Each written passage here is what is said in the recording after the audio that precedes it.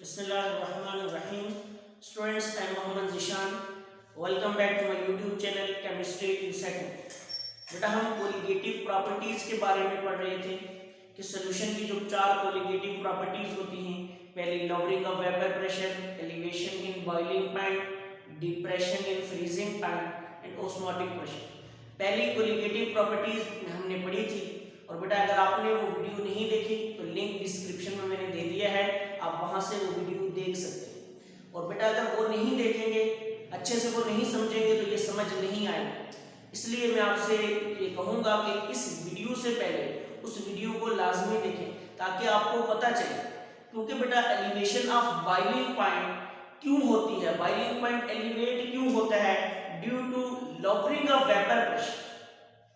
तो अगर lowering of vapour pressure की ही समझ नहीं आएगी तो फिर boiling point in elevation in boiling point इसकी समझ नहीं आएगी। So let's start our today's lecture. दूसरी प्रॉपर्टी है बेटा एलिवेशन ऑफ बॉइलिंग पॉइंट।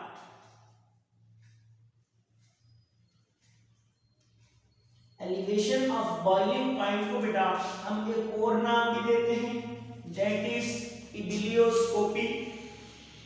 यहां पे मैं लिख देता हूं उसको भी।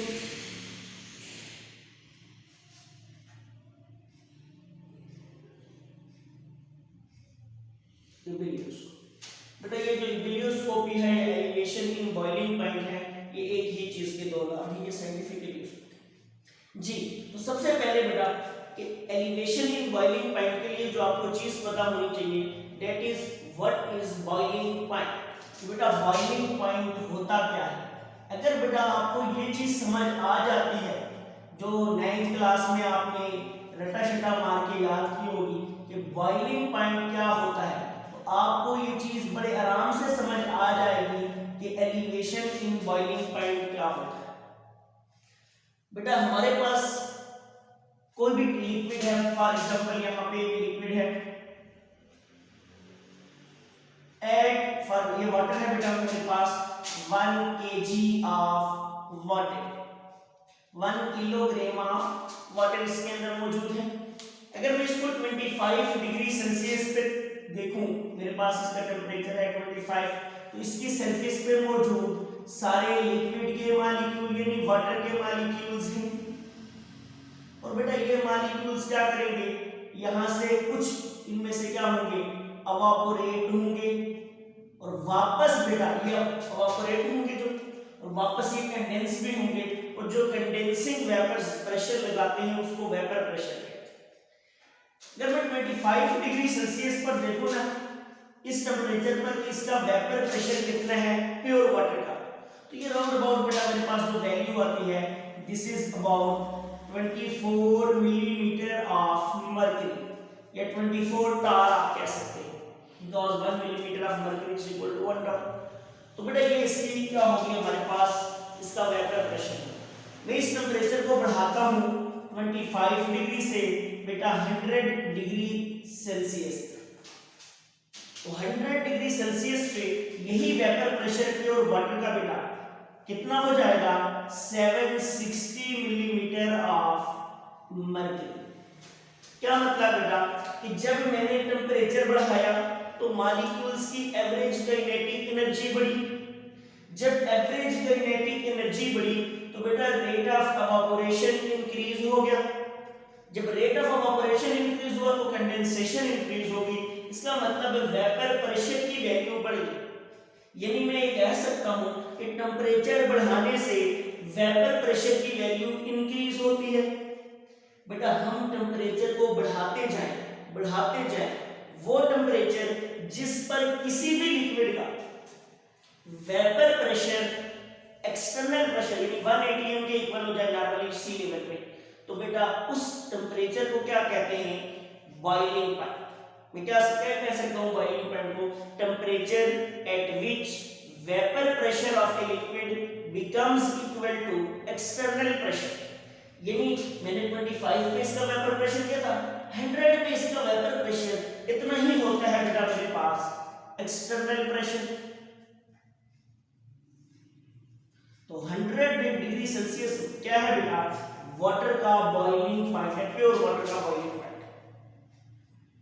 तो इस चीज को कहते हैं बॉइलिंग पॉइंट। इसी चीज को बेटा एज्यूम कर लें, मैं इस pure water 1 kilogram of pure water के अंदर बेटा तीन डिफरेंट कंडीशंस लेता हूं, यहां पे ए, बी और ये ले लें बेटा सी। ये तीन कंडीशंस हैं। इसके अंदर बेटा यहां पर भी मेरे पास 1 किलोग्राम है वाटर, यहां पे भी 1 किलोग्राम है, यहां पे भी 1 किलोग्राम है। तीनों के केसेस में यही प्योर वाटर बेटा मैंने ले लिया है। और इसका वेपर प्रेशर 25 डिग्री सेल्सियस पे कितना है 24 मिलीमीटर ऑफ मर्क्यूरी। मैं ये करता हूं बेटा कि इसके अंदर 6 ग्राम ऑफ यूरिया ऐड कर देता हूं। इसके अंदर बेटा 34.2 ग्राम्स ऑफ सुक्रोज ऐड कर देता हूं। और इसके अंदर बेटा मैं 18 ग्राम ऑफ ग्लूकोज ऐड कर देता हूं। बेटा अगर मैं इन तीनों के अंदर ये ऐड करूंगा बेटा number of moles of solute dissolved in 1 kilogram of solvent molarity, और ये तीनों का बेटा ये 6 ग्राम इसके 34.2 ग्राम तो इसके 18 ग्राम, ये 0.1 मोल्स बनते हैं। यहाँ पे 0.1 moles of urea, 0.1 moles of sucrose और 0.1 मोल ऑफ ग्लूकोज। तो बेटा मैंने क्या किया, यहाँ पे भी 0.1 मोलर सॉल्यूशन बनाया, यहाँ पे भी 0.1 मोलर सॉल्यूशन, यहाँ पे भी 0.1 मोलर सॉल्यूशन। जब इन तीनों केसेस में मैंने 0.1 मोलर सॉल्यूशन बनाया तो बेटा इसका बॉइलिंग पॉइंट कितना था 25 पे, सॉरी वेपर प्रेशर कितना था 24 मिलीमीटर ऑफ मर्क्यूरी। बेटा ये जो इसका और इसका वेपर प्रेशर है ये तीनों का इक्वल होगा, but it will be less than 24 millimetre of mercury, जिसको हमने पिछले लेक्चर में पढ़ा था लोअरिंग ऑफ वेपर प्रेशर। इसीलिए मैंने आपको कहा था कि आपको समझ नहीं आएगी, आपको लोअरिंग ऑफ वेपर प्रेशर का लेक्चर देखना पड़ेगा। तो बेटा ये जब हम एक non volatile non electrolyte solute को इस सॉल्वेंट के अंदर ऐड करेंगे टू फॉर्म ए सॉल्यूशन, तो इसका जो वेपर प्रेशर है वो कम हो जाएगा। एज्यूम करें बेटा, मैं कोई हार्ड एंड फास्ट रूल नहीं है मुझे, क्योंकि एग्जैक्ट वैल्यूज नहीं आ रहा है, मैं ये कह देता हूं बेटा कि ये हो गया 15 मिलीमीटर ऑफ मर्क्यूरी, ये भी हो गया 15 मिलीमीटर ऑफ मर्क्यूरी, ये भी हो गया 15 मिलीमीटर ऑफ मर्क्यूरी। बेटा अब एक बात गौर से देखिए, लोअरिंग ऑफ वेपर प्रेशर की वैल्यू सेम है, तो लोअरिंग ऑफ वेपर प्रेशर हमने पहले पढ़ा था क्या है, colligative property. Let's plot a graph. यहां पे मेरे पास एक्स एक्सिस और बेटा वाई एक्सिस, जो मेरे पास एक्स एक्सिस है इस पे है बेटा टेंपरेचर इन डिग्री सेल्सियस, जो मेरा पास वाई एक्सिस है बेटा इस पर मौजूद है बेटा वेपर प्रेशर, और यहाँ पे वेपर प्रेशर इंक्रीज हो रहा है। और ये वेपर प्रेशर बढ़ते बढ़ते इस टेंपरेचर पर इस पीक पर जाकर क्या हो जाता है बेटा, ये हो जाता है 760, यानी एक्सटर्नल प्रेशर के इक्वल हो जाता है मिलीमीटर ऑफ मर्क्यूरी। मेरे पास प्योर वाटर था 25 डिग्री सेल्सियस पे, ज्यूम करें यहाँ पे ये था, मैंने क्या किया टेंपरेचर बढ़ाया, वेपर प्रेशर क्या हुआ बेटा इंक्रीज हुआ।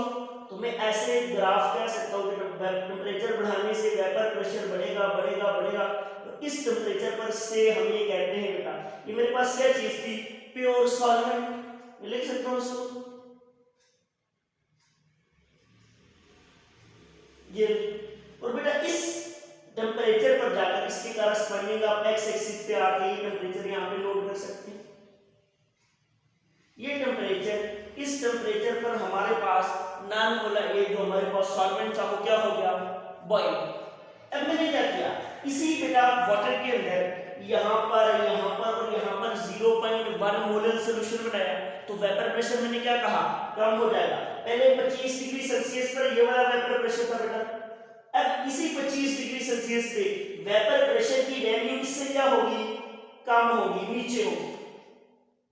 जब वेपर प्रेशर नीचे होता है बेटा मैं इसको भी हीट करता हूँ, टेम्परेचर इंक्रीज करता हूँ इन तीनों का, तो ये भी तो आखिर इनका वेपर प्रेशर जो टेम्परेचर इंक्रीज करने से इंक्रीज होगा, और करते करते ये टेम्परेचर बेटा ये देखें टेम्परेचर बढ़ाने से बढ़ेगा बढ़ेगा बढ़ेगा बढ़ेगा, ये जब बेटा जिस टेम्परेचर पर हमारा ये जो लिक्विड था प्योर सॉल्वेंट था बॉइल हुआ था उसका वेपर प्रेशर 760 था, इसका वेपर प्रेशर उस टेम्परेचर पर कितना है अभी लेस देन 760 है, 760 नहीं पहुंचा, यानी हमें 760 मिलीमीटर ऑफ मर्क्यूरी तक पहुंचाने के लिए इन चीजों को मजीद हीट करना पड़ेगा, इन सॉल्यूशंस को मजीद हीट करना पड़ेगा, तो हम इसको मजीद हीट करेंगे और बेटा ये जाते इस टेम्परेचर की वैल्यू पर क्या हो जाएगा, इसका vapour pressure 760 millimetre of mercury external pressure के इक्वल हो जाएगा, तो इस टेम्परेचर पर corresponding to this on x axis T2 ये बेटा क्या हो जाएगा आपका बॉइल हो जाएगा। तो अब मैं यहां पर देखिए T1 प्योर सॉल्वेंट का वेपर प्रेशर था, T2 किसका हो गया बेटा सॉल्यूशन, और बेटा ये T1 और T2 के बीच में जो गैप है इसको क्या कहेंगे डेल्टा T, और बेटा डेल्टा T किसमें है एलिवेशन इन बॉइलिंग पॉइंट, तो यहां पे स्मॉल आप क्या लगा सकते हैं B, यहां पे अज्यूम करें बेटा पहले के कंडीशन में मैंने क्या लिया था 6 ग्राम ऑफ यूरिया, यहां पे 34.2 ग्राम यानी 0.1 मोल, अब मैं इनको 1 मोल बना देता हूं, इनको बेटा किससे 10 से मल्टीप्लाई कर दें, ये हो जाएगा 60 ग्राम, ये हो जाएगा बेटा 342 ग्राम और ये हो जाएगा बेटा 180 ग्राम। मैंने इन तीनों को बेटा क्या किया इनके अंदर सॉल्वेंट की क्वांटिटी को चेंज कर दिया, यानी इसके अंदर टोटल सॉल्वेंट 60 ग्राम कर दिया, इसके अंदर सोल्यूट इसके अंदर टोटल सोल्यूट 342 ग्राम और इसके अंदर 180 ग्राम, मतलब मैंने सोल्यूट ज्यादा ऐड किया। अब बेटा बॉइलिंग पॉइंट में मजीद का सॉरी वेपर प्रेशर मजीद कम हो जाएगा, इसको हीट करेंगे ये जाके किसी इस टेंपरेचर पर क्या होगा बेटा बॉइल होगा, इसके लिए डेल्टा टी बी की वैल्यू क्या होगी दिस वन, मतलब मैं ये कह सकता हूं कि जितना मैंने सोल्यूट की क्वांटिटी बढ़ाई तो क्या हुआ बेटा मेरे पास सोल्यूट की क्वांटिटी बढ़ाने से मेरे पास बेटा वेपर प्रेशर ज्यादा कम हो गया और बेटा बॉइलिंग पॉइंट ज्यादा बढ़ गया, यानी elevation in boiling point is directly proportional to molality of solution, जितनी मोलैलिटी सॉल्यूशन की बढ़ाएंगे एलिवेशन इन बॉइलिंग पॉइंट बढ़ती जाएगी, बॉइलिंग पॉइंट के अंदर जो डिफरेंस है सोल्यूट ऐड करने की वजह से वो इंक्रीज हो जाएगा as compare to pure solvent. समझ आ गई इस बात की जी, तो ये हमारे पास कंसेप्ट था, इस बेस पे मैं ये कह सकता हूं बेटा कि बेटा elevation delta TB elevation in boiling point is directly proportional to molarity। यहां पर बेटा अगर मैं प्रोपोर्शनलिटी कांस्टेंट यूज करूं तो मैं यूज कर लेता हूं कि चूंकि बॉइलिंग पॉइंट पे है तो यहां सबस्क्रिप्ट में भी लिख देंगे d इनटू मोलैरिटी, ये बड़ी इंपॉर्टेंट इक्वेशन है बेटा, इस इक्वेशन को अगर यहां पर इस यहां पे नीचे डिराइव कर लेंगे, यहां पे टॉप पे देखें यहां से बेटा k b की वैल्यू अगर मैं फाइंड करूं तो क्या आएगी delta T B divided by molarity, मतलब मैं इस के बी को क्या कहते हैं बेटा के बी को कहते हैं मोलर बॉइलिंग पॉइंट कांस्टेंट, क्या बोलते हैं मोलर बॉइलिंग पॉइंट कांस्टेंट या फिर बोलते हैं इबिलियोस्कोपिक कांस्टेंट। बेटा अगर मुझे कोई कहे कि define the term ebullioscopic constant और मोलर बॉइलिंग पॉइंट कांस्टेंट, तो मैं कैसे डिफाइन करूंगा कि बेटा elevation in boiling point when molarity of solution is 1 mole, elevation in boiling point when molarity of solution is 1 मोल, या फिर यूं कहें कि elevation in boiling point when 1 mole of non-volatile, non-electrolyte solute is added to pure solvent to form a solution। और अगर बेटा यहां पर वैल्यूज देखें तो ये है 1 मोल वाली, और इसके लिए जो वैल्यू आएगी बेटा एलिवेशन इन बॉइलिंग की वो आएगी 0.52 डिग्री सी पर मोल। यहाँ पे इसके यूनिट्स भी आप देख सकते हैं, टेम्परेचर के होते हैं डिग्री सी और मोलैरिटी के ये तो डिग्री सी पर मोल, ये इसके यूनिट्स भी। क्लियर हो गया? तो इन चीजों को आपने ये देखना है और आपको ये पता होना चाहिए, बड़ा इंपॉर्टेंट एमसीक्यूज है ये। 0.52 degree C per mole is boiling point, molar boiling point constant है, विलियोस्कोपिक कांस्टेंट फॉर वाटर।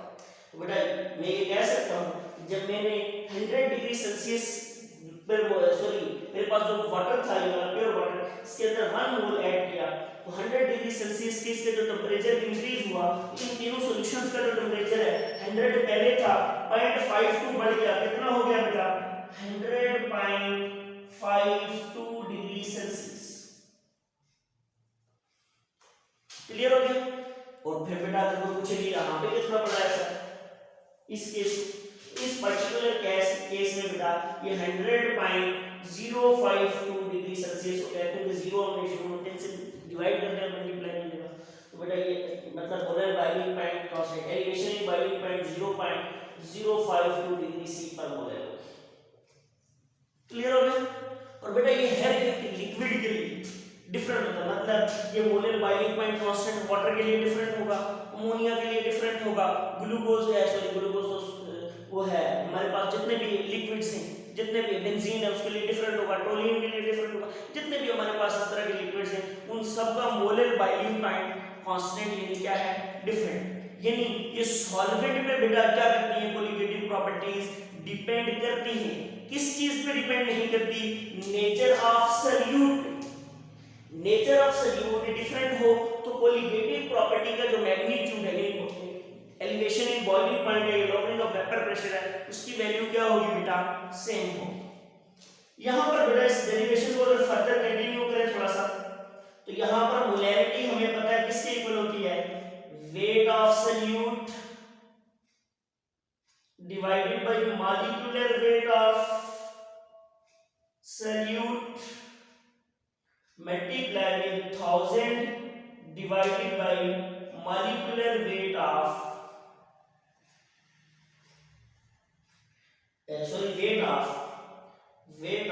सॉल्वेंट। और बेटा ये नॉर्मली किलोग्राम में होता है, अगर इसको ग्राम में करेंगे तो ये 1 बाई होता है, तो ऊपर 1000 से मल्टीप्लाई करते हैं। इसको मैं लिख सकता हूँ मोलैरिटी को बेटा W2 divided by M2 multiply with 1000 divided bye W1, और इसको बेटा यहां पर पुट कर दें तो आपके पास एक इक्वेशन आ जाएगी डेल्टा टीबी की, क्या हो जाएगी ये बेटा, Kb multiply with W2 divided by M2 multiply with 1000 divided bye W1।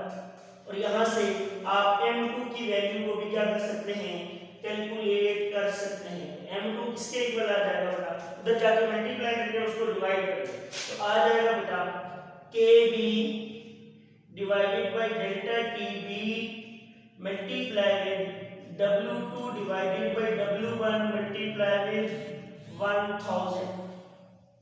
ये आपके पास आ गया। यहाँ पे एक न्यूमेरिकल भी है बेटा, पहले आप इसको नोट कर लें, फिर वो न्यूमेरिकल कर।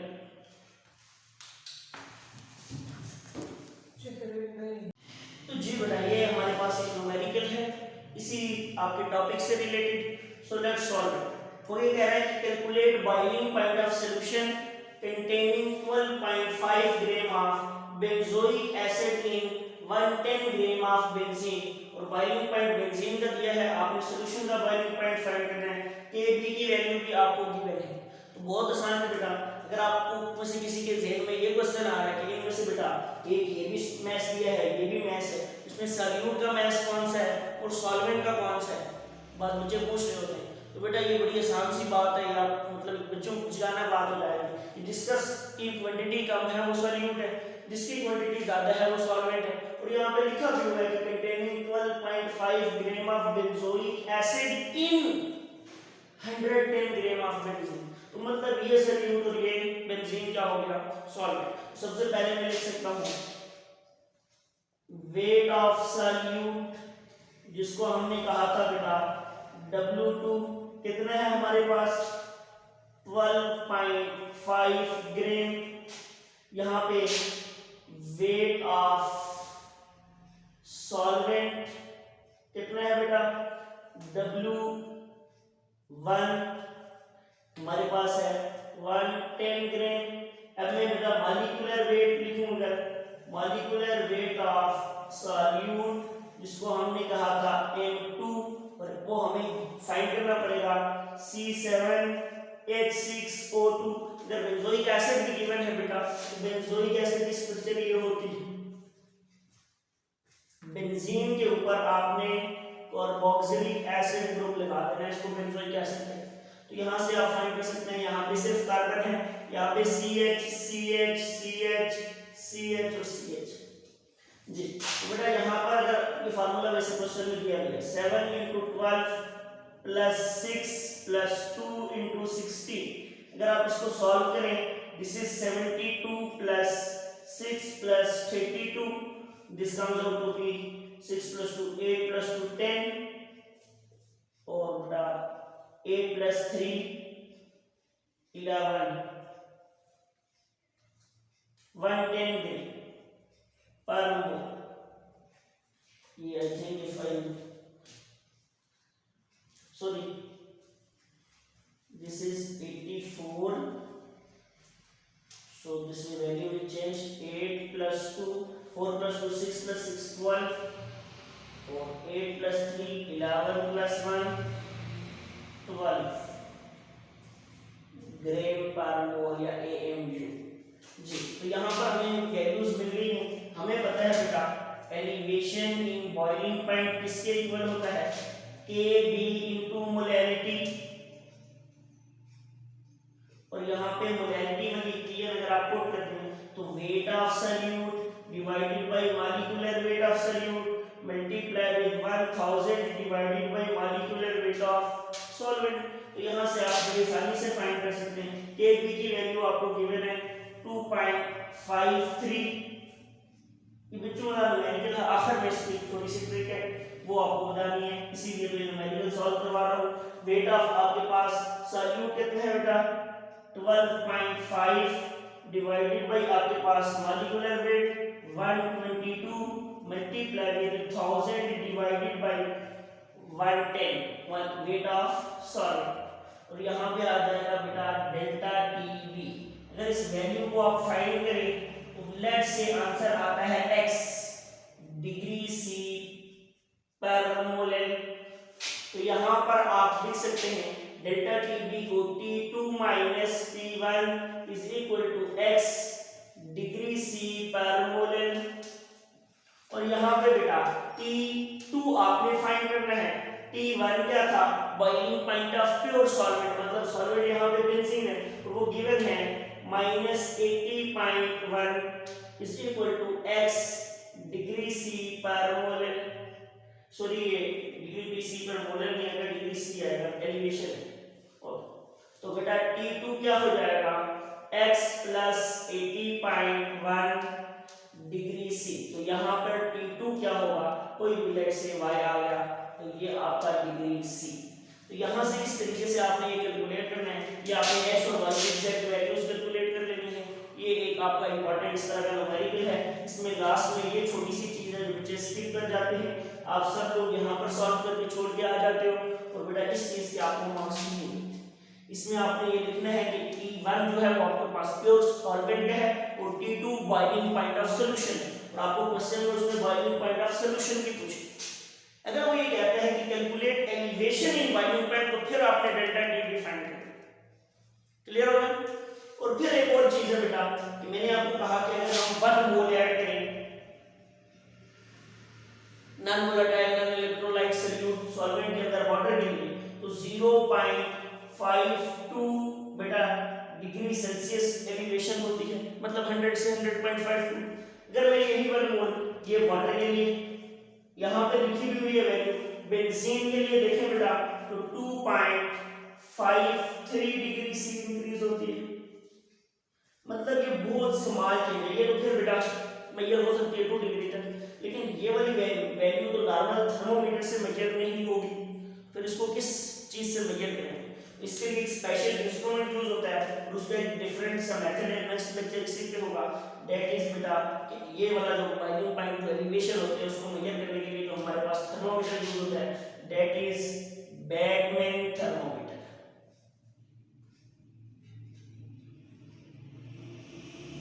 और नेक्स्ट हमारे पास हम इसी मेथड से बैकमैन थर्मोमीटर को यूज करते हुए हम लैंडबर्गर्स मेथड से क्या फाइंड करेंगे?